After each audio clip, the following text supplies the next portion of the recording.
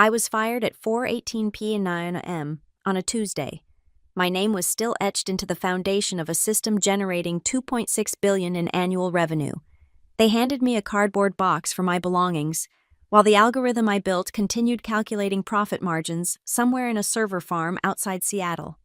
The meeting invitation had been innocuous enough: architecture review, conference room 12. I'd worn my good blazer, the navy one with subtle pinstripes that made me look like someone who belonged in a boardroom. I'd assembled my latest schematics, prepared to defend the elegance of my distributed verification system against whatever corporate simplification was being proposed this quarter. When I walked in and saw Ethan Granger sitting there, flanked by a woman from Human Resources I'd seen twice in 7 years, and a man in a suit I didn't recognize, I knew, even before they spoke, I understood exactly what kind of architecture was being reviewed. Mine. "Valerie," Ethan said, not looking up from the manila folder spread open before him. "Please, have a seat." The room felt cold, not just in temperature, but in the way spaces become alien when you're suddenly an outsider. Conference Room 12 had been designed based on my own specifications for optimal acoustics and minimal visual distraction. I'd insisted on the matte gray walls, the recessed lighting, the exact angle of the presentation screen. I sat. The chair creaked under me. I'd picked these chairs too. As part of our organizational restructuring initiative, the HR woman began, her voice carrying that practice neutrality I'd come to recognize as the soundtrack of corporate execution. Your position as Systems Architecture Director is being eliminated, effective immediately. The suit legal undoubtedly slid a document across the polished mahogany. This outlines the terms of your separation. The company is prepared to offer 6-month severance contingent upon your signature on all included agreements. I didn't reach for the papers. Instead, I looked at Ethan. 10 years of history between us, from late-night coding sessions in his garage to building what became the world's leading biotech AI diagnostic platform. Our relationship had been complicated, once romantic, always intellectual, ultimately professional. Now, apparently, terminated. "Why?" I asked simply. "The company is moving in a new direction." "Val," Ethan said, finally meeting my eyes, blue eyes I once knew better than my own code. "The board feels our architecture needs fresh perspective, more agile, more market responsive." "You mean cheaper," I said, "younger, more pliable." His face tightened almost imperceptibly. "Your contributions to Chronosynth have been invaluable. The foundation you built will always be—" "Spare me the eulogy," I interrupted. "At least have the decency to be honest. After everything we built." The HR woman cleared her throat.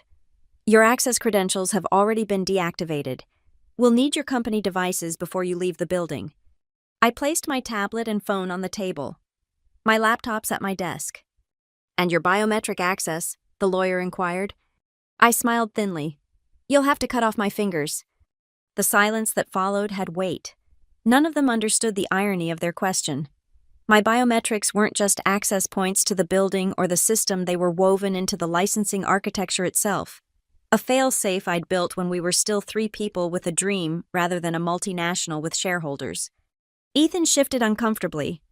"Emma will escort you to collect your personal items." I stood, smoothing my blazer. "I know the way. I designed the floor plan." They let me walk out unescorted. A final courtesy, or perhaps just negligence. As I passed through the open workspace, heads ducked behind monitors. These were my people engineers and coders I'd mentored, hired, championed. Now they studied their screens with sudden intensity, avoiding the contagion of my departure. All except Mira Kapoor, who stood as I approached. She'd been my first hire, brilliant and fearless. "They're making a mistake," she whispered fiercely as I passed. I squeezed her hand briefly. "Keep an eye on Server Farm 2, I murmured. "The legacy systems need monthly manual verification." Her eyes widened slightly. She understood what I was really saying. Mira nodded once, decisively, before returning to her seat. At my desk, I found the cardboard box already waiting.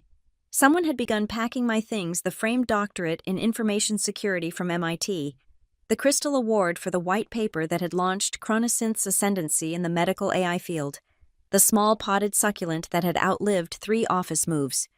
I added my laptop, removed my personal backup drive from the hidden compartment I'd built into the desk, and took one last look at the workspace that had been my second home. On my monitor, a single post-it note had been stuck, bearing Ethan's handwriting. "Sorry it ended this way, E."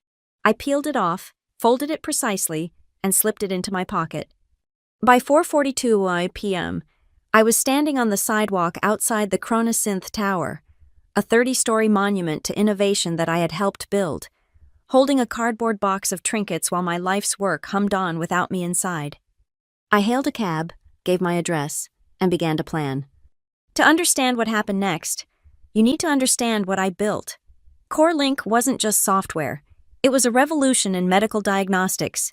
The system I architected could analyze patient data across multiple touchpoints: radiology, pathology, genomics, metabolomics, and identify patterns invisible to human physicians. It could predict cancer recurrence 6 months before conventional markers showed anything. It could distinguish between seemingly identical presentation of symptoms to recommend different treatment paths based on subtle genetic variations.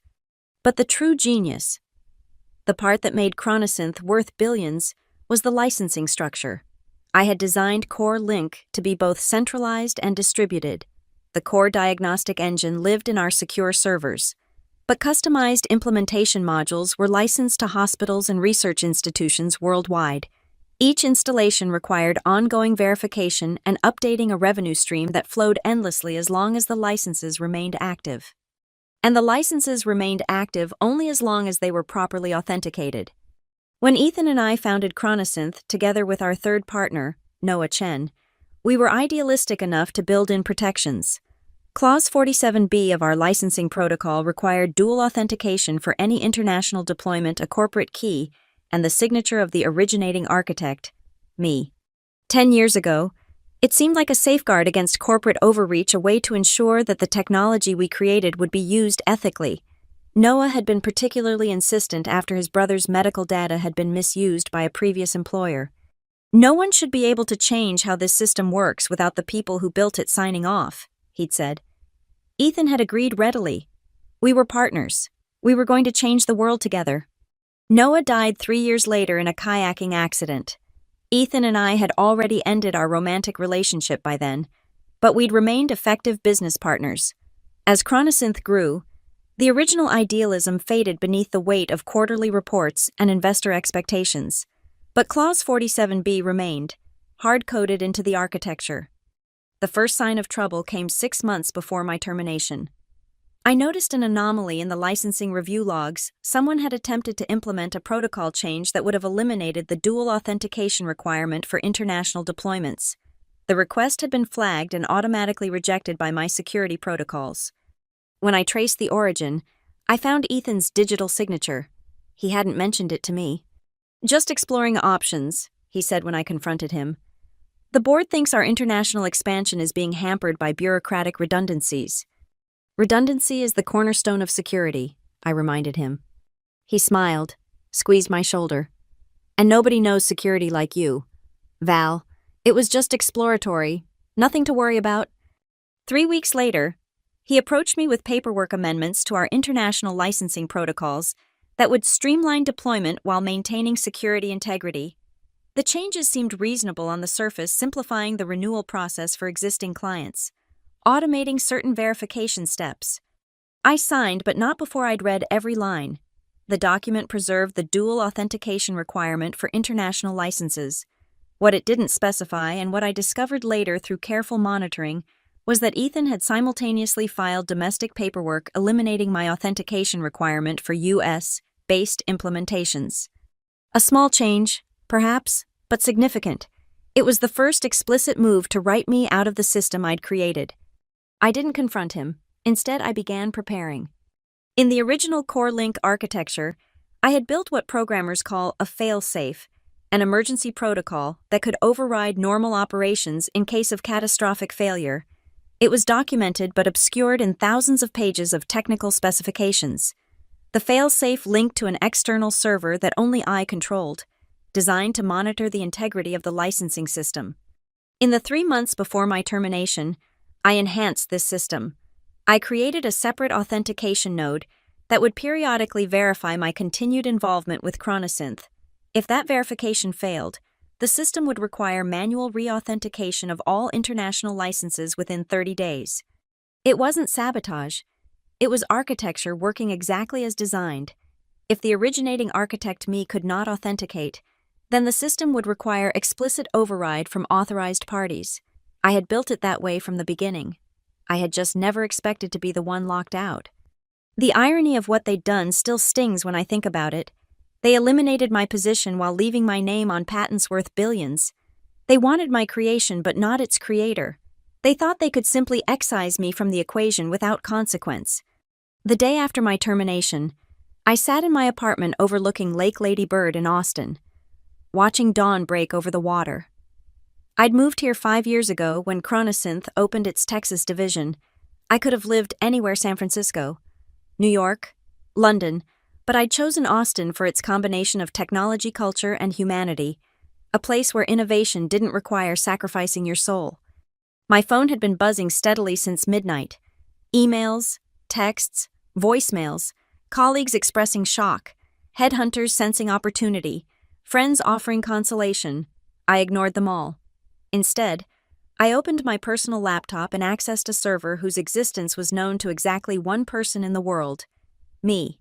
The interface was elegant in its simplicity, a command line prompt awaiting instruction. I typed, "Status check, auth, global."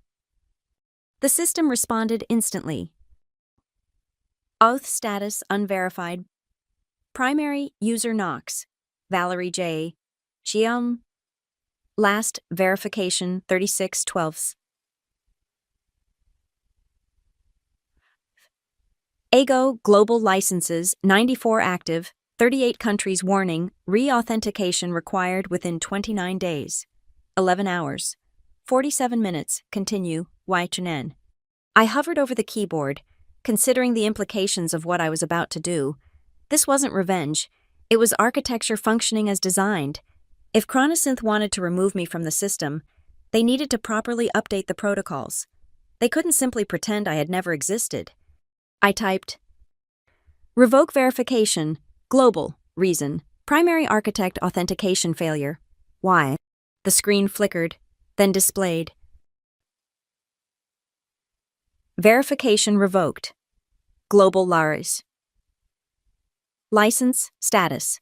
Pending reauthorization notification protocols. Active countdown initiated 72.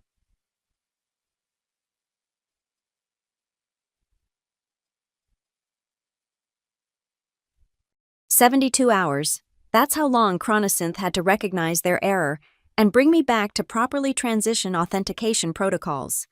After that, hospitals and research institutions in 38 countries would begin experiencing service interruptions, not a shutdown. I wasn't a monster and a degradation to basic functionality only. Diagnostic capabilities would be limited to essential operations until proper re-authentication occurred. I closed the laptop and went to make coffee. By my calculation, it would take approximately 18 hours before anyone at Chronosynth realized what was happening, another 24 hours before they understood why, and perhaps another day before they traced it back to me. That gave me 3 days to prepare for the storm. I spent the first day setting up my legal defenses. I called Teresa Blackwell, a technology rights attorney I'd consulted years ago when drafting our original patents. She listened without interruption as I explained the situation. "So you didn't actually do anything," she summarized when I finished. "You just stopped doing something authenticating that you're no longer employed to do." Exactly. And this authentication requirement was documented in the original architecture. Extensively, it's referenced in 17 different technical specifications, the international licensing agreements, and the original patent applications. Ethan signed off on all of them. She was silent for a moment. "They'll still come after you. The stock will tank when the system degrades." "I'm prepared for that." "Are you?"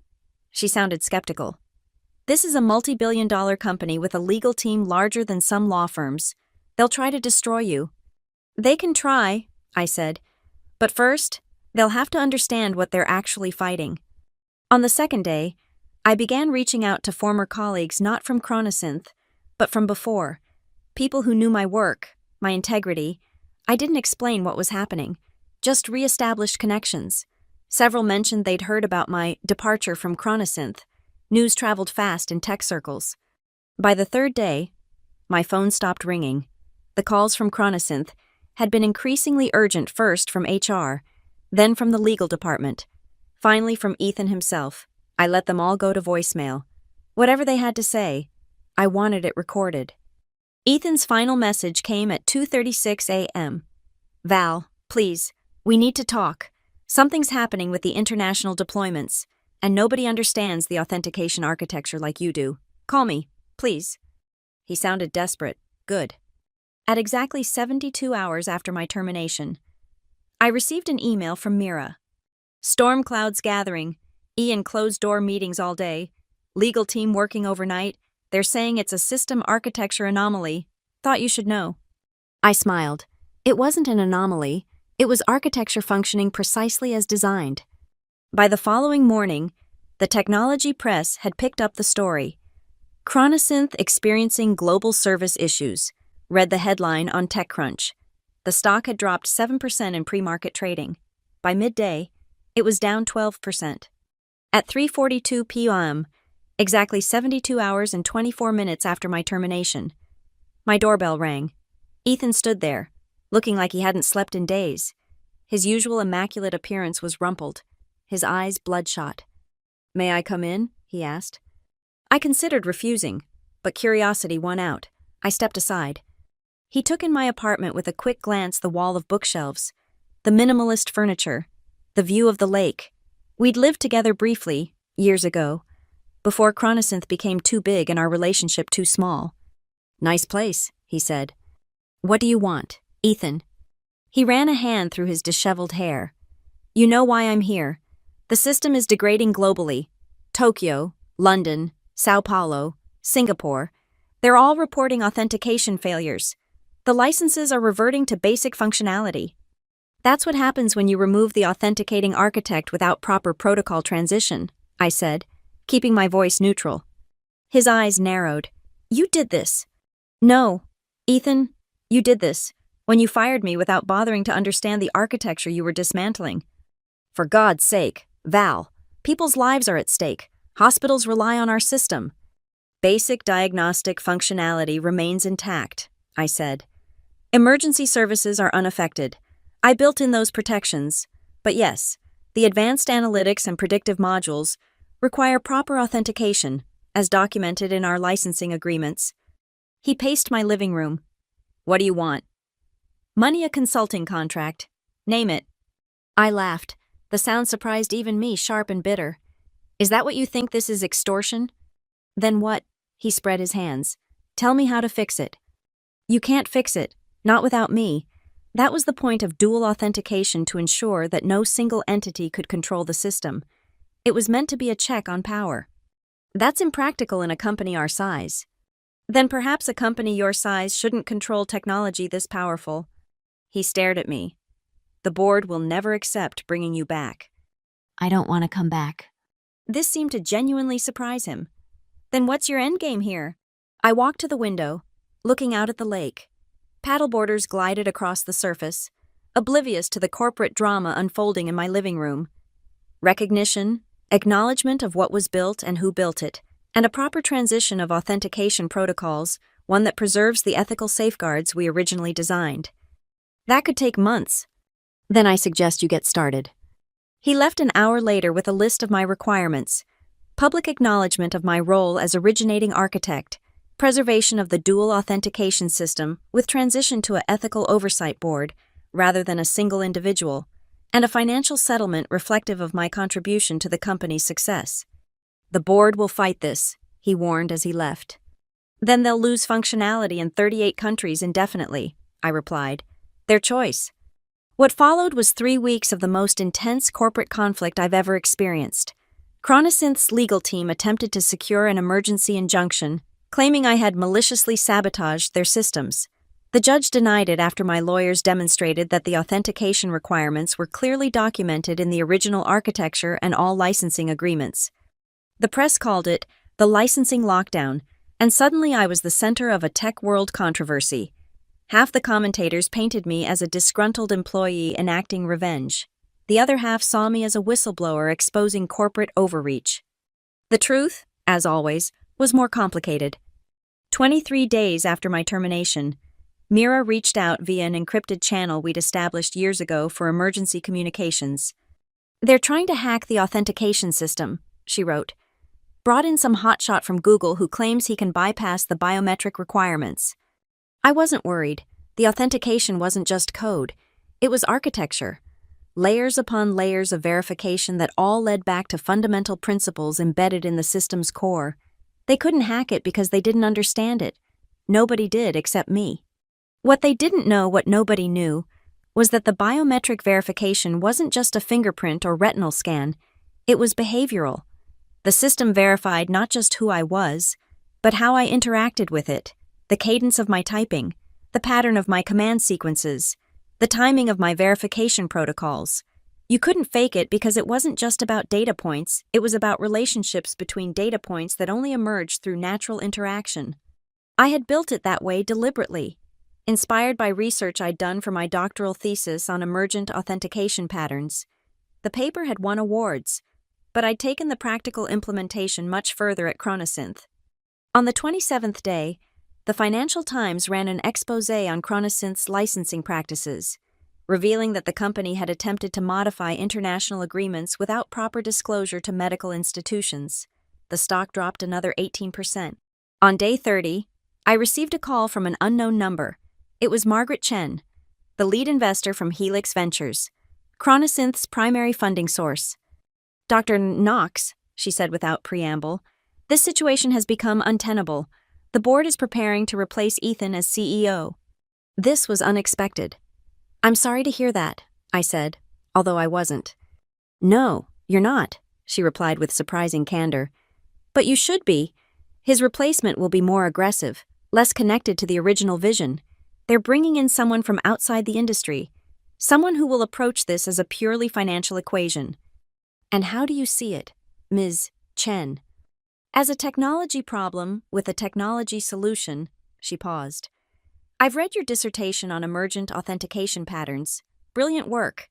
I think I understand what you've built into core links." Few people had actually read my complete thesis. Fewer still had understood its implications. Margaret Chen had just moved up several notches in my estimation. "What are you suggesting?" I asked. "A separate piece, independent of whatever the board or Ethan decides. I want to back your next venture." "I don't have a next venture." "You will," she said with certainty.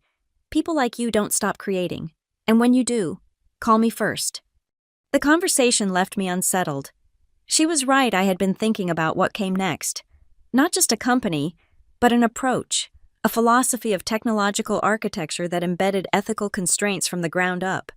Not as an afterthought. On day 33, Chronosynth capitulated, not with grace, but with pragmatic recognition of reality. The board issued a statement acknowledging my role as founding architect and agreed to implement an ethical oversight committee with real authentication authority. The financial settlement was substantial, not life-changing for someone who had already been compensated well as an executive, but significant enough to fund whatever came next.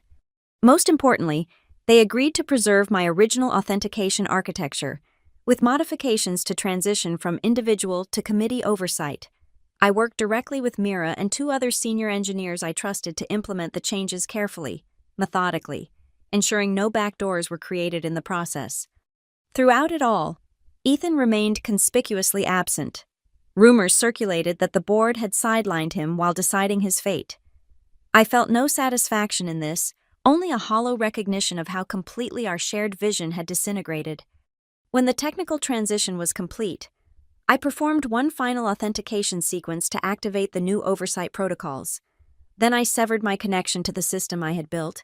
It was no longer mine. 3 days later, Ethan resigned as CEO of Chronosynth. The press release cited personal reasons and a desire to explore new opportunities.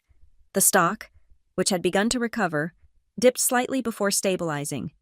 That evening, he called me. I almost didn't answer, but something curiosity, perhaps, or the ghost of what we'd once meant to each other made me pick up.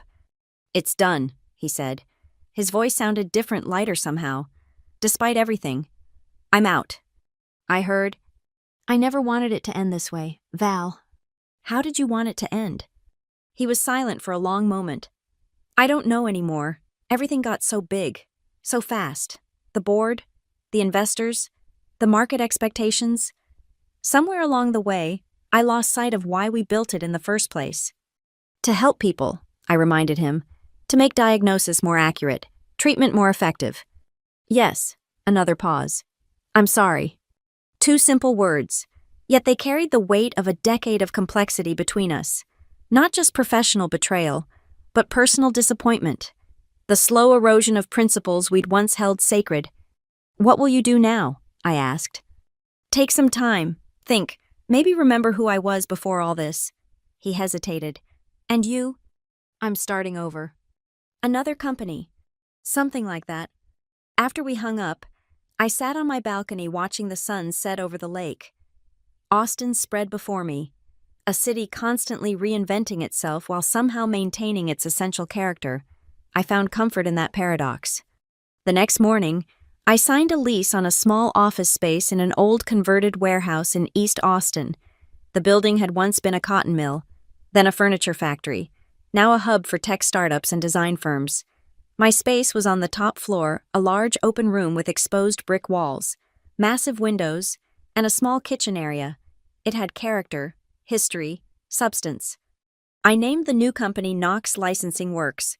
Not particularly imaginative, but it stated clearly what we would do. Build and manage ethical licensing architectures for complex technological systems. Not just medical AI, but any technology where the stakes were high and the potential for misuse significant. My first call was to Mira. I'm starting something new, I told her.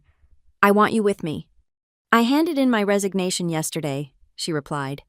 When do I start? Next, I reached out to Noah Chen's younger sister, Lynn, who had become a formidable patent attorney specializing in AI ethics. She didn't hesitate. Noah would have loved this, she said. I'm in. My third recruit was Dr. James Washington, a former colleague from MIT who had pioneered work in algorithmic accountability. He'd been warning about the ethical implications of black box AI systems for years, often unheeded. The world is finally catching up to what you've been saying. I told him, I want to build systems that embody those principles from the ground up. It's about time someone did, he replied. Within 2 weeks, we were a team of 7, working from that sunlit loft in East Austin. No venture capital, no outside investors, at least not yet. I funded the initial operations myself, determined to build something sustainable before seeking expansion capital. Margaret Chen called on our 3rd day of operation. I heard you've launched, she said. My offer stands. We're not ready for investment yet, I told her. When we are, you'll be the first to know. Our first client came through Lynn's Connections, a European pharmaceutical company developing AI for clinical trial design. They wanted an architecture that would preserve patient privacy while enabling meaningful data analysis. The kind of challenge that engaged our collective expertise and values. As we worked, I found myself thinking about what we were really building. Not just software or systems, but a new paradigm, architecture with integrity, technical and ethical. Systems designed from first principles to respect both capability and constraint. 2 months after we launched, Chronosynth announced a major reorganization. The press release mentioned enhanced ethical oversight and a renewed commitment to their original mission of improving patient outcomes. Reading between the lines, I recognized the influence of the authentication system we'd put in place. It was working as designed. The media eventually lost interest in the licensing lockdown story. New controversies emerged. New corporate dramas unfolded. I declined all interview requests, letting our work speak for itself. 6 months in, Knox Licensing Works had grown to 12 employees and a client list that included research institutions, healthcare providers, and technology companies committed to ethical innovation. We weren't the biggest or the flashiest firm in the space, but we were earning a reputation for integrity and technical excellence. On the 1-year anniversary of my termination from Chronosynth, I received an unexpected invitation to speak at the World Health Organization's conference on AI ethics in Geneva. The topic: architectural safeguards in critical systems. I almost declined. Public speaking had never been my strength, and I deliberately kept a low profile since the Chronosynth conflict, but Lynn convinced me otherwise. This isn't about publicity, she argued. It's about shaping the conversation. If you don't speak, someone else will, someone who hasn't actually built these systems. She was right, of course. Theory without practice was just speculation. The world needed voices that understood both the possibilities and pitfalls of these technologies from direct experience. So I found myself in Geneva, standing before an audience of healthcare executives, technology leaders, and policymakers. My presentation was technical but accessible, outlining principles of ethical architecture without revealing proprietary details of what we'd built at Knox Licensing Works.